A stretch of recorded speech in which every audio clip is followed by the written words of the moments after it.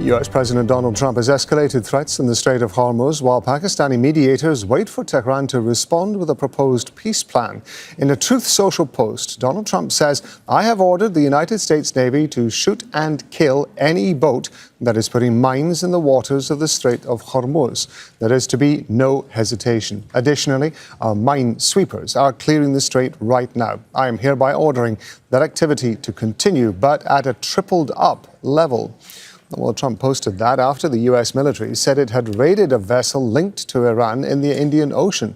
U.S. Central Command says the Majestic was a sanctioned, stateless tanker allegedly transporting Iranian oil. Iran has also been detaining vessels. It seized 2 cargo ships in the Strait of Hormuz on Wednesday, accusing them of operating without authorization. So, Mike, we've got these threats relating to the Strait of Hormuz now. Donald Trump making these statements on Truth Social. It does sound like another escalation by the U.S.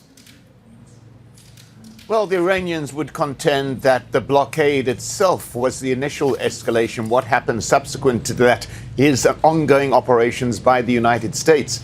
President Trump saying in his latest posting on social media that he's going to triple the efforts to clear the Strait of Hormuz of mines and also to attack any Iranian vessels that are still in the vicinity. He says the big ships of Iran are down at the bottom of the ocean, as he puts it. The Iranians are now operating, he says, small speedboats to lay more mines and to hinder shipping as it passes through the strait.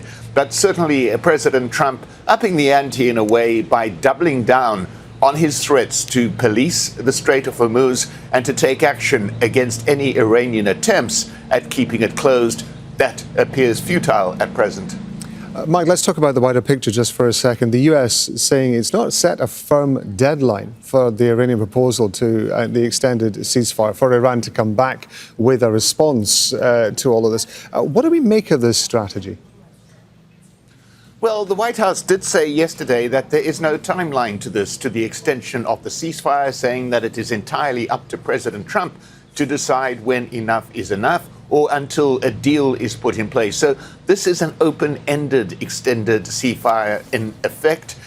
President Trump maintaining the right to be able to declare it over at any time or to continue at any time. So it does appear from the U.S. side that it's a wait-and-see strategy. But I must add, in the middle of all of this, the Secretary of the Navy has just been fired by his boss, the Defense Secretary, Pete Hegseth.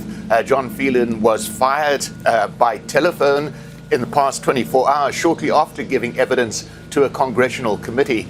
Now, we understand, too, that a congressional committee had a private briefing with the Pentagon in which members were told that it would take up to 6 months to clear the Strait of Hormuz of all the mines, and that this would not be possible until there is a complete ceasefire and until the conflict is over. So a lot of problems for the administration in terms of policing that strait, but once again, President Trump maintaining that this will continue, the ceasefire will remain in place until he decides it's not. Mike, thank you very much indeed. Mike Hanna there at the White House.